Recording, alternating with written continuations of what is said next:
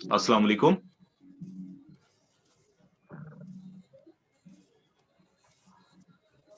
शारिक, क्या आप मुझे सुन पा रहे हैं?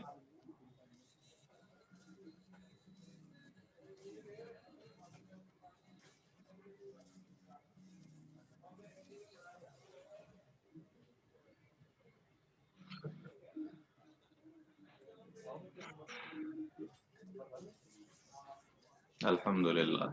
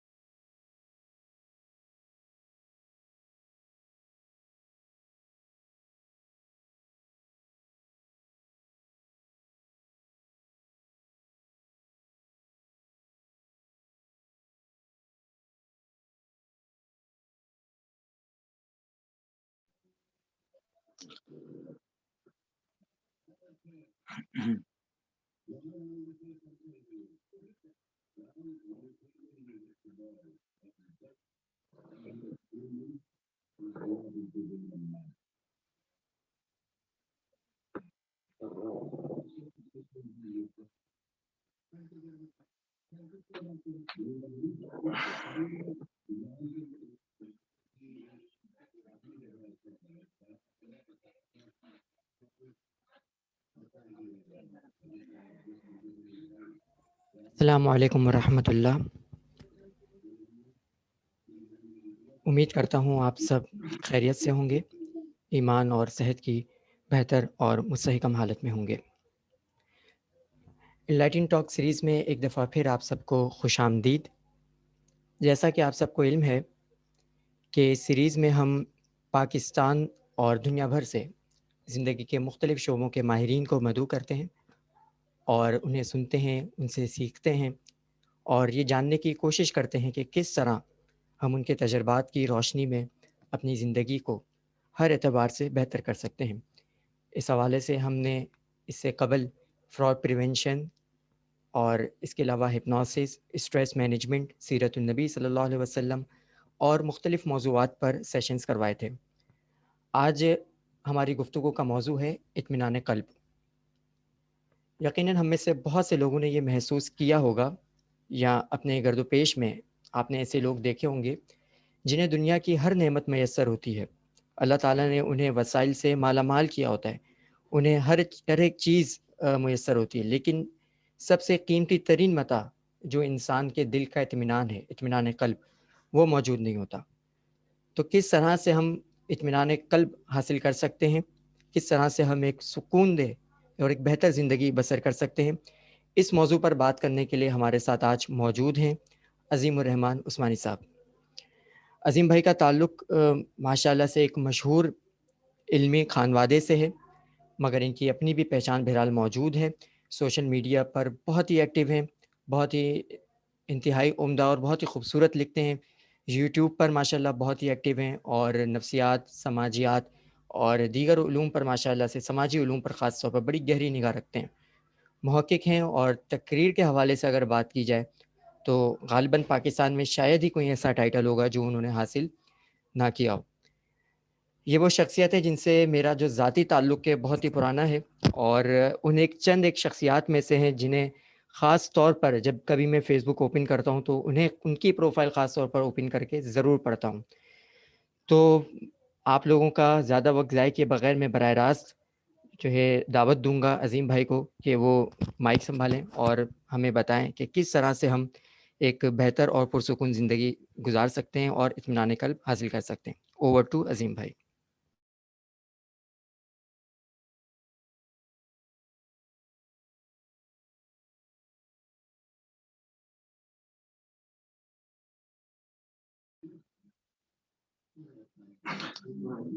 السلام علیکم، میری آواز آپ تک پہنچ رہی ہے؟ جی بالکل، بہت واضح طور پہ آ رہی ہے۔ جزاک اللہ خیرہ۔ تو انشاءاللہ ابتدا کرتے ہیں۔ ایک بار پھر السلام علیکم ورحمۃ اللہ وبرکاتہ تمام سننے والوں کے لیے، اور آپ سب کا میں تہہ دل سے، دل کی گہرائی سے، دل کی اتھاہ گہرائی سے شکر گزار ہوں کہ آپ نے مجھے موقع عنایت کیا کہ میں آپ سے مخاطب ہو سکوں، آپ کے سامنے کچھ گزارشات رکھ سکوں۔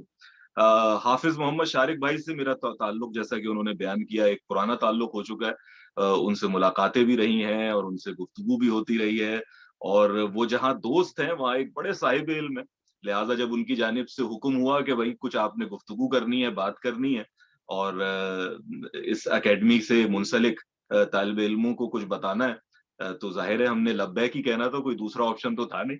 تو الحمدللہ آج میں آپ کے سامنے حاضر خدمت ہوں، اور جس عنوان کا ہم نے انتخاب کیا، یا جو مجھے لگا کہ جس پر مجھے بات کرنی چاہیے آپ سے، وہ سکون قلب ہے۔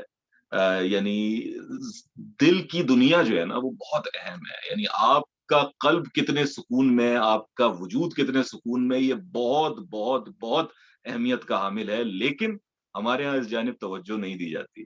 یعنی بات تو کی جاتی ہے، لیکن یہ کیسے حاصل ہوتا ہے، یہ ہوتا کیا ہے، اس بارے میں کچھ نہیں پتا ہوتا۔ آپ کو بڑے شاذ کبھی ایسا موقع میسر آئے گا کہ کوئی اس عنوان پر گفتگو کر رہا ہو، شاید اس کو یوں لے لیا جاتا ہے کہ تو سبھی کو پتا ہے بھائی سکون کیا ہوتا ہے، سکون بس سکون ہوتا ہے، سبھی کو پتا ہے، اب یہ بھی کوئی بتانے والی بات۔ تو اس طریقے کی جو ہے نا روش ہمیں نظر آتی ہے زمین میں، حالانکہ یہ بہت اہم موضوع ہے۔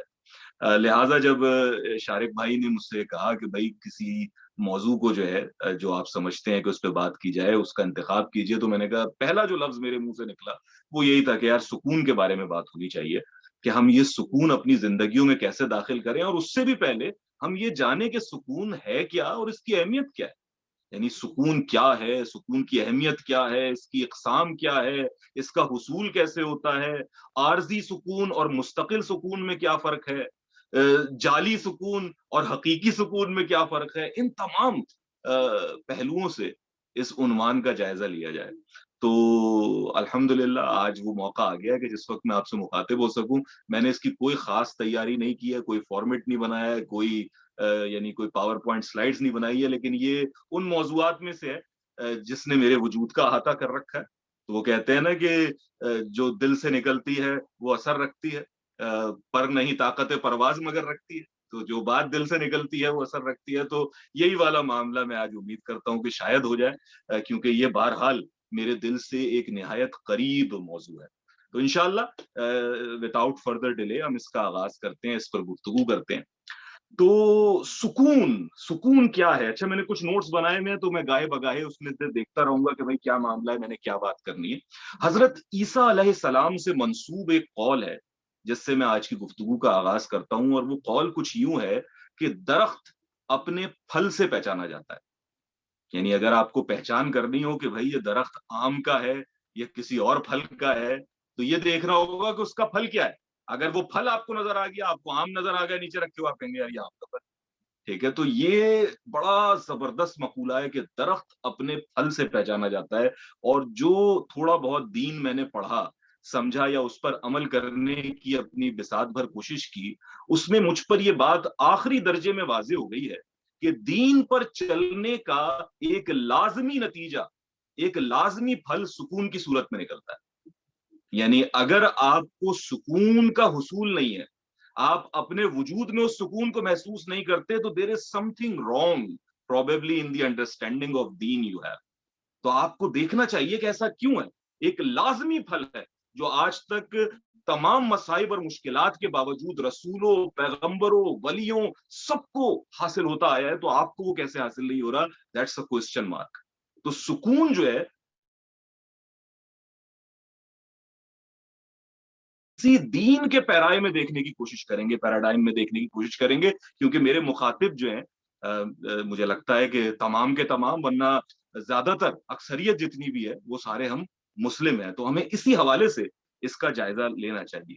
اچھا، ایک جملہ ہم اپنی بچپن سے سنتے آ رہے ہیں، لوگ کہتے ہیں کہ یار پیسہ بہت ہے سکون نہیں ہے.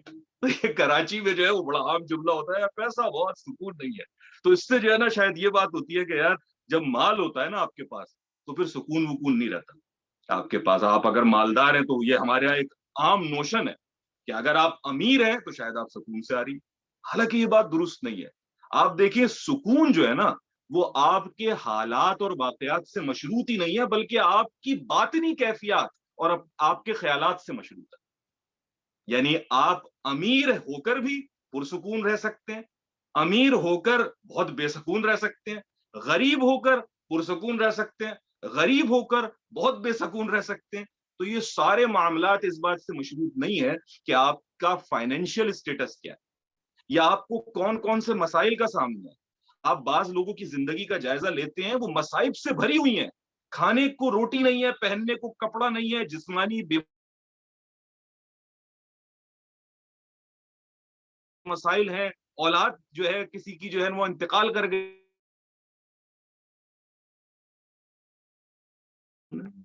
بہت اچھی زندگی گزار رہا ہے.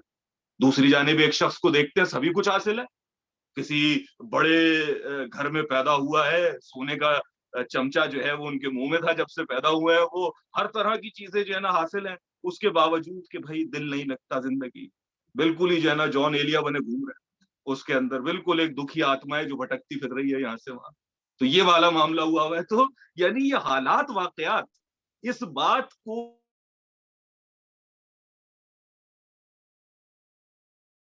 باطنی احساسات ہیں جو اس بات کو ڈٹرمن کرتے ہیں کہ آپ کو سکون حاصل ہے یا نہیں حاصل. اچھا جی، ہر گناہ میں اگر آپ دیکھیں نا تو ایک کشش ہے ہر گناہ میں. یعنی اگر گناہ میں مزہ نہ ہو، کشش نہ ہو تو کوئی کیوں کرے؟ یعنی کوئی بھی گناہ اٹھا لیجیے، شراب پینا، یار کیا آدمی دیوداس بنا گھومتا ہے، ٹھیک ہے، تو کشش ہے نا، اسی لیے تو شرابی بنتا ہے. جوا، جواری ایک بڑا تھرل ہے اس کے اندر، بھائی جوا آپ کرتے ہیں. عورت، ٹھیک ہے، یا زنا جو معاملہ ہے اس کے اندر بڑی کشش ہے بھائی. تو ہر چیز میں، ہر گناہ میں نا مزہ چھپا ہوا ہے، تبھی آپ اس کی جانب لپکتے ہیں. لیکن اس کے بالکل برعکس ہر نیکی میں یا ہر اچھے کام میں مزہ نہیں، سکون چھپا ہوا. یہ دونوں ایک بالکل الگ الگ چیزیں. یعنی آپ اگر نیکی کا کام کریں گے آپ کہیں گے یار بہت سکون محسوس کیا، فلاں کی مدد کی میں نے، ایسا لگا دل کو سکون مل گیا. یار میں نے نماز پڑھی، ایسا لگا پورے سکون نے احاطہ کر لیا. ہوتا ہے نا ایسا. اس وقت آپ یہ نہیں کہتے کہ یار مجھے بڑا مزہ آیا. مزہ کا لفظ بھی لوگ استعمال کر جاتے ہیں، لیکن حقیقت میں جو وہ کہنا چاہ رہے ہوتے ہیں وہ یہ کوئی نیکی کرتے ہیں تو جو سکون ہمیں حاصل ہوتا ہے وہ ہمیں دیگر کاموں سے حاصل نہیں ہو پاتا. اور اس کے برعکس جب آپ گناہ کرتے ہیں تو اس سے آپ کو لطف ملتا ہے، مزہ ملتا ہے، لیکن مزہ اور لطف کا معاملہ یہ ہوتا ہے کہ وہ ہوتا تو مزے کا ہے لیکن ہوتا وقتی ہے، ایک بہت چھوٹے سے دوران ہے جو پہلے سے جاں گزین تھی.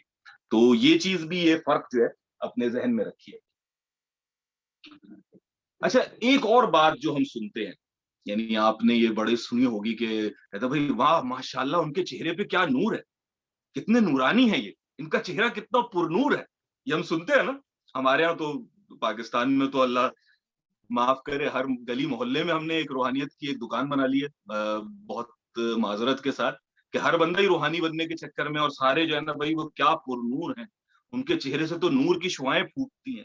یہ بات آپ عام سنتے ہیں اس بارے میں، لیکن جب آپ اس کا جائزہ لیتے ہیں تو کچھ چیزیں آپ کے سامنے آتی ہیں کہ نور سے مطلب اکثر کوئی پٹھان ہوتا ہے، یعنی کوئی پٹھان والی رنگت ہو، آپ کی سرخ سفید ہو تو نور ہے. کوئی اگر میرے جیسی رنگت کا ہو گیا، ڈاکٹر اسرار احمد کی رنگت کا ہو گیا، تو بھائی ذاکر نائک کی رنگت کا ہو گیا، پھر نور نہیں ہو سکتا. फिर वो दीन का चाहे कुछ भी काम करना, नहीं ये नूर नहीं है। नूर के लिए सुर्ख सफेद होना जरूरी है, ठीक है। तो ये एक आम कंसेप्शन है जो हमें नजर आ रहा होता है कि भाई वो फला शख्स जो है ना बड़ा पुरनूर है। अच्छा, इसके अलावा कुछ मसलकी तस्बीयत भी होती है जो हमें लाहक हुई भी होगी, यानी हर इंसान को अपने मसलक का अल्लामा जो है ना वो पुरनूर नजर आता है।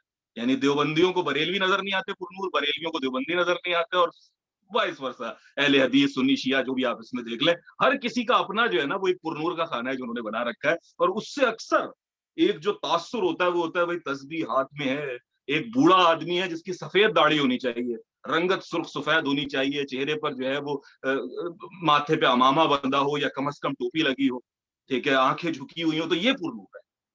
हालांकि ये पुरनूर की डेफिनेशन है नहीं। यानी या तो आप ये कहिए कि भाई ये कहना कि जी नूर नजर आ रहा है ये है ही बेबुनियाद बात, तो फिर तो बात ही खत्म हो जाती है। लेकिन अगर इसकी कोई हकीकत है जो मेरे नजदीक है कि वाकई लोगों के चेहरे पे नूर नजर आता है, तो वो ये रंगत या ये फैक्टर्स नहीं है जो मैंने आपको बयान किया, वो कुछ और है। वो कुछ और क्या है उस पर बात करते हैं। लेकिन देखिए, क्या वाकई हमारा चेहरा रिफ्लेक्ट करता है नूर को? Is there a possibility about it? मैं समझता हूं कि हाँ। क्यों?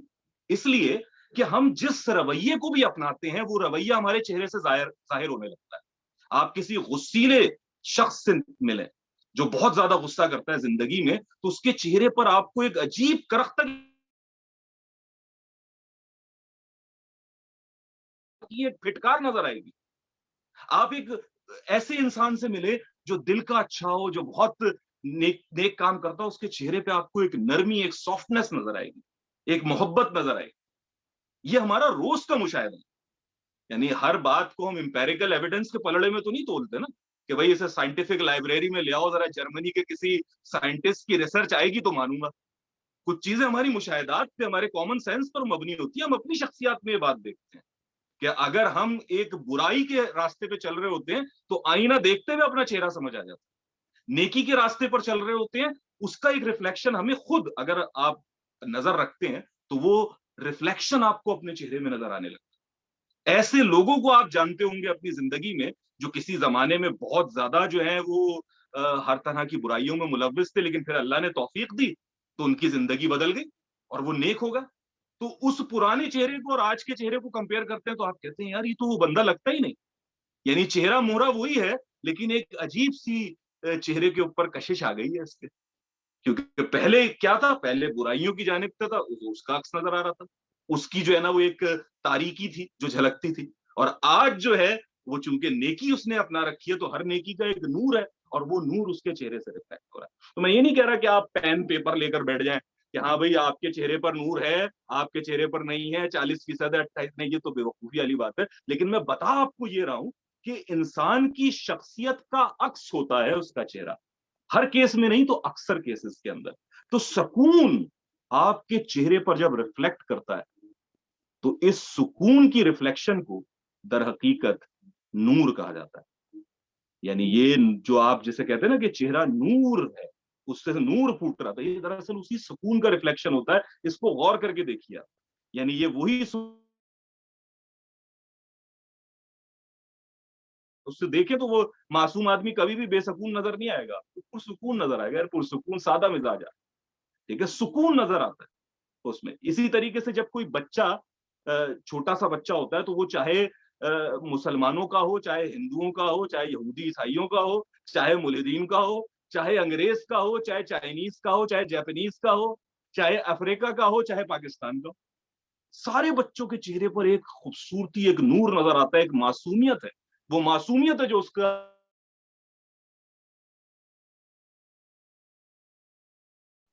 जानवरों में भी जब आप बच्चों का जायजा लेते हैं आप कहते हैं कि दरअसल वो सुकून है जो उसके अंदर आपको नजर आ रहा होता है और जो आपके दिल मंतक और फलाने और ढिमाके मुबाइसों में लगा रहता है। वो भी जब सोता है, जब सो रहा हो, तो अक्सर हम कहते हैं अरे सोता हुआ कितना पुरसुकून लगता है, ठीक है। तो सुकून मिल जाए क्योंकि वो उन सारी मेंटल एक्सरसाइज से अपने आप को एक लम्हे के लिए पुरसुकून महसूस कर रहा होता है। तो वो सुकून का रिफ्लेक्शन है जिसको हम कहते हैं कि यार ये एक नूर है जो हमें नजर आ रहा है। तो ये भी एक जाविया है उस सुकून को देखने का جو آج کا ہمارا موضوع ہے چیزوں کو کہ کن کن موضوعات کے اوپر میں نے بات کرنی ہے. میں نے مختلف جو ہے خیالات کو ایک جگہ وہ کر لیا تھا. تو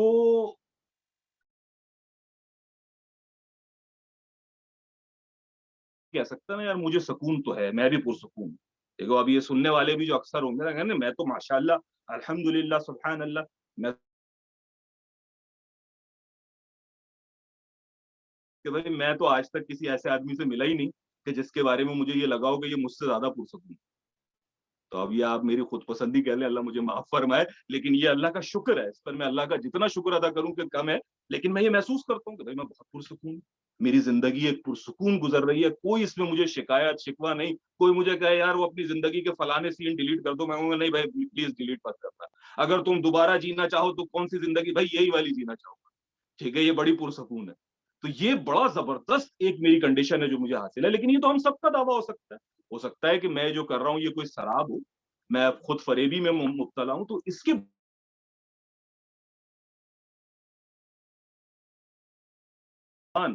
جو پرسکون ہو وہ انتظار کر سکتا ہے.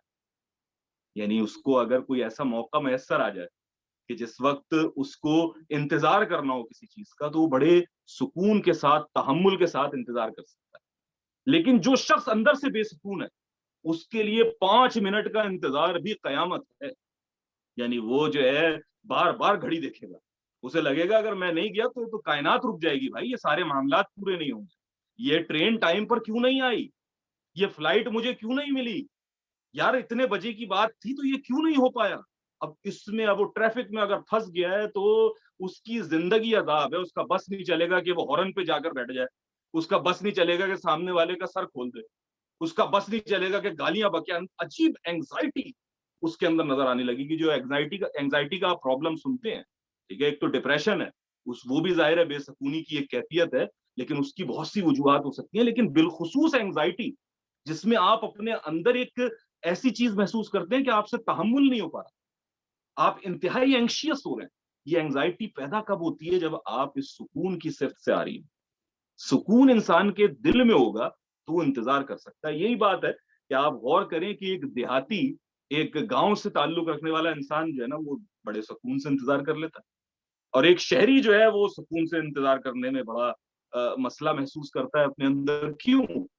یعنی وہ کہتا ہے مجھے بہت کام ہے. حالانکہ اگر جائزہ لیں تو اس کسان کو شاید جا کر ہل جوتنے, جو اس سے کہیں زیادہ مشکل کام ہے جو ان آفیسر صاحب کو فائلوں پر سائن کر کے کرنا ہے, ٹھیک ہے, اسے اپنے کسان کا یہ معاملہ ہے, اگر اس نے آج کی دہاڑی نہ لگائی تو گھر میں چولہا نہیں جلے گا. یہاں پر انصاف کا یہ معاملہ ہے کہ صرف فائلیں آج نہیں کریں گے تو کل سائن کر دیں گے, کوئی مسئلہ نہیں ہے, ان کی نوکری نہیں رکے گی. لیکن ان صاحب کا برا حال ہے, اور وہ دیہاتی صاحب جو ہے نا صبر شکر کے ساتھ, یا وہ ملاح جو ہے جسے مچھلی پکڑنی تھی بڑے سکون کے ساتھ, یہاں بھائی کوشش کی, اب جتنا ہو سکتا ہے وہی ہم کر سکتے ہیں. تو یہ سکون کا ایک انڈیکیشن ہے کہ آپ صبر کر سکتے ہیں. یعنی آپ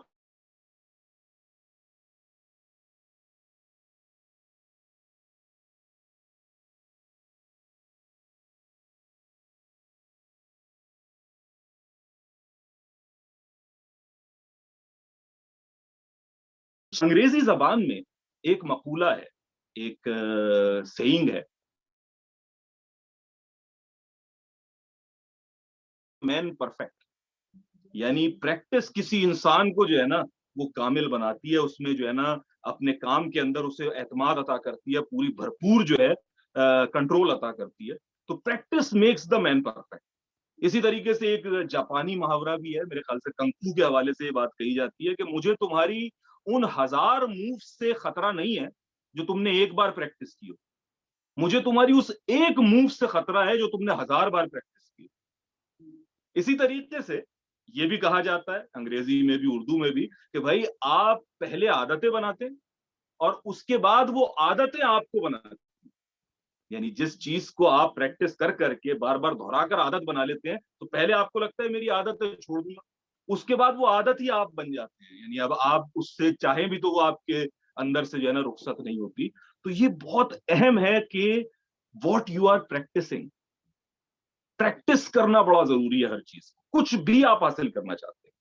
لہٰذا اگر آپ شکایت پریکٹس کرتے ہیں تو آپ کو دنیا سے شکایت ہو جائے گی, ہر چیز سے شکایت، گھر والوں سے شکایت، اللہ سے شکایت، اپنے اس ملک کے نظام سے شکایت، اپنی ہر چیز سے شکایت. شکایت میں چیمپئن ہو جائیں گے اگر آپ شکایت کو پریکٹس کرتے ہیں. تنقید پریکٹس کرنا شروع کر دیں، وہ بھائی آپ ناقد ہو جائیں گے کہ آپ کے پاس آ کر حسن نثار بیت ہو جائیں گے. ٹھیک ہے، اتنی تنقید کریں گے آپ، ہر کسی پہ تنقید، اس چیز میں یہ کمی ہے، اس میں یہ رہ گئی، اگر اس کو یوں کر لیتے تو بہتر نہ ہوتا. ٹھیک ہے، آپ تنقید پریکٹس کرنے لگے ہیں، آپ تنقید کے ایکسپرٹ ہو جائیں گے. اسی طریقے سے وہ انسان جو سکون سے مزین ہو جاتا ہے، وہ سر تا پیر سکون بن جاتا ہے، اس کا وجود سکون کا جو ہے نا وہ ایک پاور پمپ بن جاتا ہے کہ جس سے سکون ایمٹ ہو رہا ہوتا ہے. تو کیا پریکٹس کرتے ہیں آپ، یہ بہت اہم ہے. اور یاد رکھیں، آپ دنیا کو وہی کچھ دے سکتے ہیں جو آپ کے پاس موجود ہے. یعنی آپ کے پاس اگر مال موجود ہے تو آپ دنیا میں مال خرچ کر سکتے ہیں. آپ کے پاس علم موجود ہے، آپ دنیا میں علم بانٹ سکتے ہیں. آپ کے پاس سکون موجود ہے تو آپ دنیا کو سکون دے سکتے ہیں. یعنی اگر اپنے آپ میں سکون ہوگا تبھی آپ اس دنیا میں سکون بانٹ سکیں گے. جو کچھ آپ کے پاس ہوتا ہے وہی آپ دوسروں کو تقسیم کر پاتے ہیں. تو یہ ایک اور بات ہے، ایک اور زاویہ ہے اس حوالے سے. اب ذرا سا دیکھتے ہیں کہ دین کے حوالے سے سکون کیا ہے. یعنی آپ تھوڑا سا جائزہ لیں. ہم نے اس چیز کا کبھی کریٹیکل انالیسس نہیں کیا ہوتا، یا یہ کہیے کہ میں اتنا نالائق تھا کہ میں نے زندگی کے بہت عرصے بعد اس کو ریئلائز کیا کہ جو ہم اسلام کا لفظ استعمال کرتے ہیں مثال کے طور پہ، اس کی کیا معنی ہے. یعنی ایک تو وہ شرعی ڈیفینیشن ہوتی ہے نا کہ ہم کہہ دیتے ہیں کہ بھائی اسلام جو ہے وہ نماز، روزے، حج، زکوٰۃ، وہ 5 ارکان اسلام کا نام ہے وغیرہ وغیرہ اس طریقے کی دیگر وہ. لیکن لغوی اعتبار سے یہ اسلام ہی کا لفظ کیوں جو ہے وہ ہم نے اڈاپٹ کیا، تو ہمیں پتہ چلتا ہے کہ اسلام نکلا ہے لفظ سلام سے، اور سلام نکلا ہے لفظ سلم سے. ٹھیک ہے، یعنی سلم کہتے ہیں اپنے آپ کو حوالے کرنے کے، سبمٹ کرنے کے، اور سلام کہتے ہیں اسی سکون کو سلامتی، سکون، اطمینان، کوئی بھی نام لے لیجیے اس کے اندر.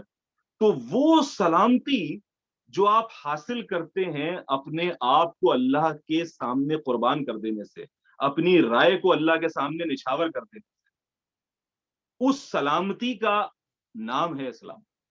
تو اسلام کا جو مرکزی لفظ ہے، یعنی جو اس کا ایک نتیجہ ہے، وہ سلامتی ہے. یعنی سلم سے سلام کا سفر اسلام ہے. تو یہ سلام اگر بیچ میں سے مسنگ ہے تو there is something terribly wrong in the understanding of دین. یہ بہت اہم ہے. اچھا پھر دیکھیے ایمان پہ آ جائیے. ہم کہتے ہیں ایک تو اسلام ہے، ایک ایمان، ایسا ہی ہے نا. تو ایمان کس لفظ سے نکلا ہے؟ امن سے. ٹھیک ہے، امن پھر سکون، وہی اسی کی مختلف شیڈز ہیں نا. آپ اسے سلامتی کہہ لیں، اسے سکون کہہ لیں، آپ اسے. تو ایمان کا بھی پھل کیا ہے؟ امن ہے. اور ایمان چونکہ باطن سے متعلق ہے، یعنی ایمان کا فیصلہ ہم کہتے ہیں بھائی ہم تمہارے ایمان کا فیصلہ نہیں کر سکتے، یہ تو اللہ اور بندے کے درمیان کا معاملہ ہے. کیونکہ یہ باطن کا معاملہ ہے کہ آپ کے اندر ایمان ہے کہ نہیں. ہو سکتا ہے آپ کے اندر ایمان کوئی ہو ہی نہیں، لیکن آپ ایک بڑے کمال درجے کے، اللہ معاف کرے، منافق ہو، اور آپ ایسا شو کریں کہ جی آپ بڑے ایمان والے ہیں، جیسے عبداللہ بن ابی کے بارے میں مشہور ہے. ٹھیک ہے، تو وہ تو لوگ تو آپ سے معاملہ ایک مومن کی طرح کریں گے، لیکن آپ مومن ہیں یا نہیں یہ تو اللہ جانتے ہیں. تو ایمان جو ہے وہ دل کا، قلب کا، باطن کا معاملہ ہے. ٹھیک ہے، اور یہ باطن کا جو معاملہ ہے یہ امن ایمان کے ذریعے حاصل ہوتا ہے. اور خارج کا معاملہ کیا ہے؟ وہ اسلام ہے.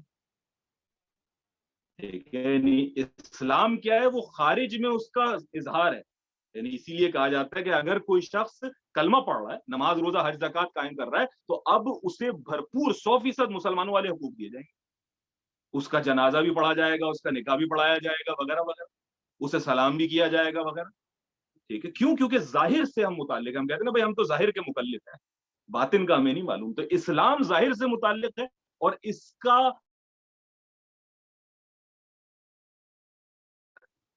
تو یعنی اگر ایک مسلمان سے یا مسلمانوں سے سلام کے لفظ کو ہی نہیں سمجھا ہے، اس کی عکس کو ہی نہیں جانا ہے، اور اگر ایک مومن کے اندر سکون کی کیفیت موجود نہیں ہے، تو اس کا مطلب یہ ہے کہ اس نے ایمان باللسان تو کر لیا ہے، کہ زبانی طور پہ تو کہہ دیا ہے، لیکن دل میں اس نے ابھی اپنی جڑیں نہیں پکڑی, تبھی تو وہ سکون سے نہ آشنا ہے. تو یہ بہت اہم ہے جسے ہمیں دیکھنا چاہیے. اچھا, اس پہ غور کریں کہ ہم جو یہ سلام کرتے ہیں, ہمیں کہا ہے نا کتنی تلقین ہے. آپ یہ سوچئے کہ بار بار احادیث مبارکہ میں تو اتنی تلقین ہے کہ بھئی محبت بڑھانا چاہتے ہو تو آپس میں سلام کرو, السلام علیکم کا جواب السلام علیکم ورحمۃ اللہ ہو, اگر وہ ورحمۃ اللہ لگا دے تو آپ وبرکاتہ بھی لگا دیں, ٹھیک ہے, یعنی بہتر سے بہتر بات ہو اس کے اندر. تو یہ سلام ہے کیا؟ یہ جو ہم سلام کرتے ہیں, کیا یہ کوئی hello hi good morning good afternoon good evening جیسا کوئی جو ہے وہ ایک لفظ ہے جس سے کنورسیشن کا آغاز ہوتا ہے, گفتگو کا آغاز ہوتا ہے؟ کیا صرف یہ اتنا ہی؟ نہیں, ایسا نہیں ہے. یہ مکمل ایک دعا ہے. آپ دعا مانگ رہے ہیں اللہ سے کہ اے میرے بھائی, اللہ تجھے سکون دے, تجھے سلامتی دے, اور وہ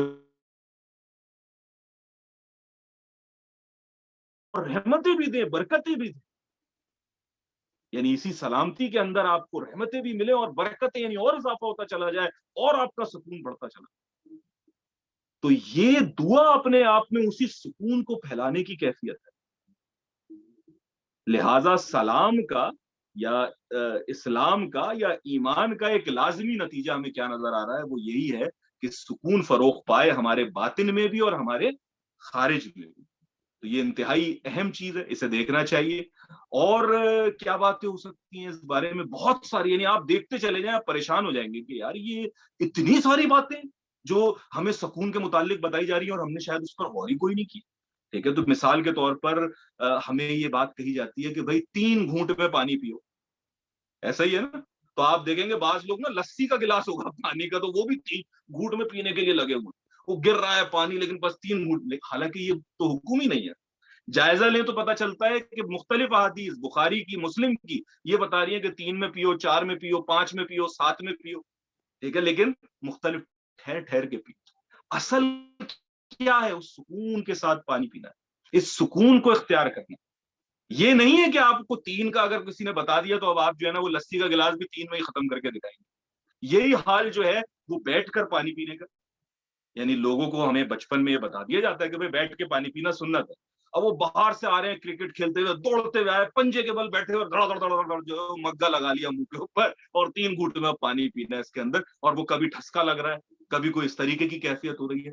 لیکن کیا یہ حکم تھا؟ کیا حکم یہی تھا؟ یعنی جب بیٹھ کے پانی پینے کو کہا گیا تو اس کا مقصد یہی تھا, جو کہتے ہیں نا مقاصد الشریعہ, جو ایک فقہی اصطلاح ہے, کیا یہی مقصد تھا اس کا؟ نہیں.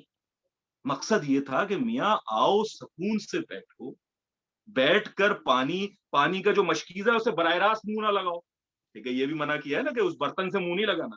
ٹھیک ہے, اس کو پیو آرام سے, چاہے وہ 3 گھونٹ میں پیو, 5 میں پیو, 7 میں پیو, بیٹھ کے سکون سے آرام سے جو ہے نا پانی پیو. تو یہ سکون ہے جو ہمیں حاصل کرنا ہے. وہ کہیں گمو گے, ظاہر کو ہم نے پکڑ لی.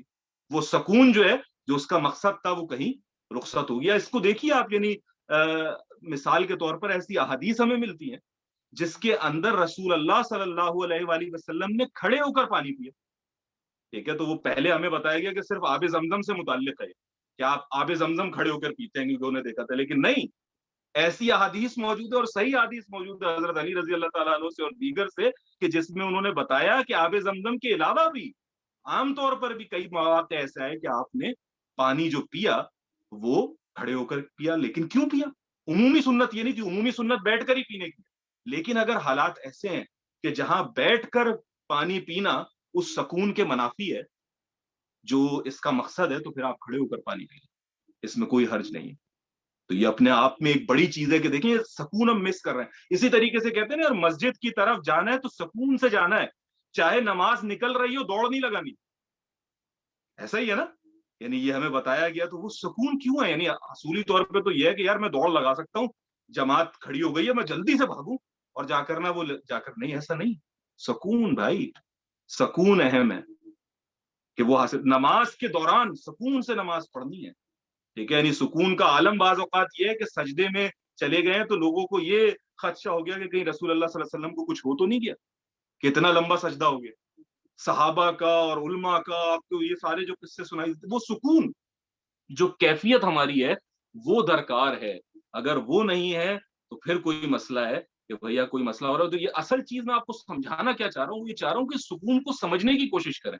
ہماری زندگی کے ہر کام میں ایک سکون ہونا چاہیے, ہمارے چلنے میں, ہمارے بیٹھنے میں, ہمارے کھانے پینے میں, ہماری گفتگو کرنے میں, ہمارا دوسروں کو سننے میں, ہمارا عبادات کرنے میں, ہمارا معاملات کرنے میں.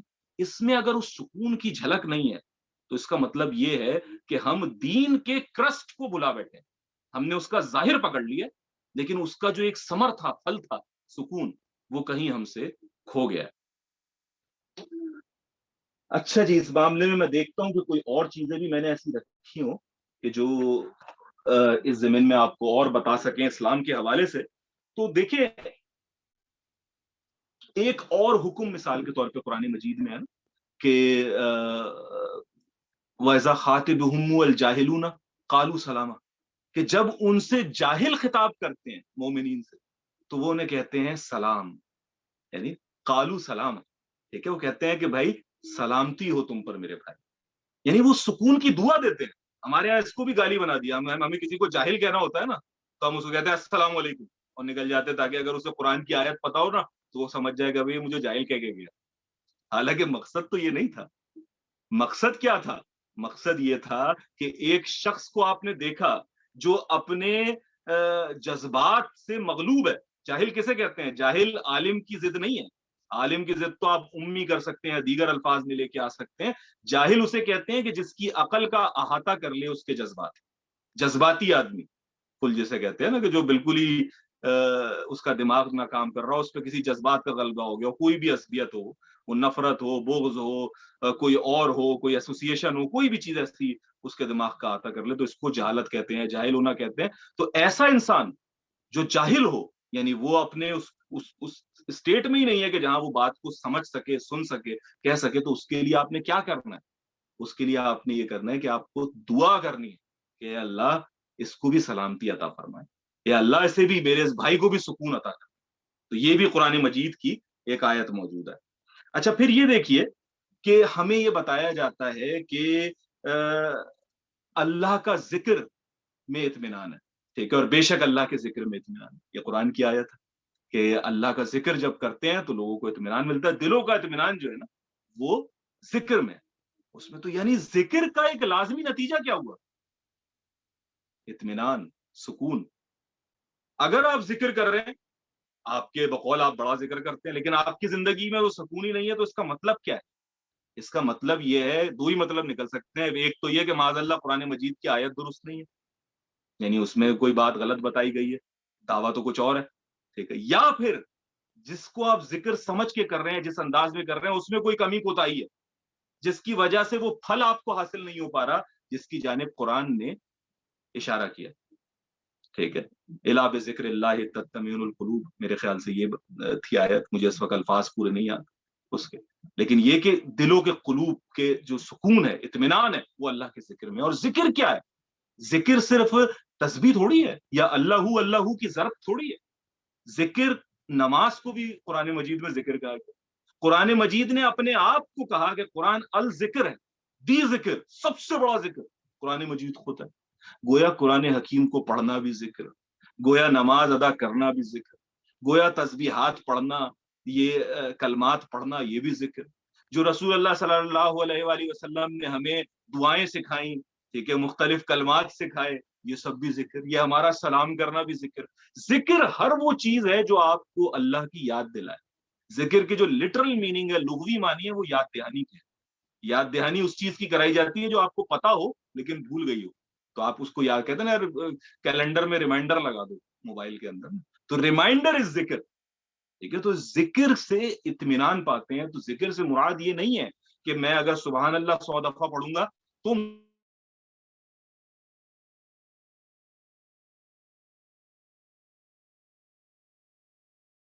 کی کیفیت کو اختیار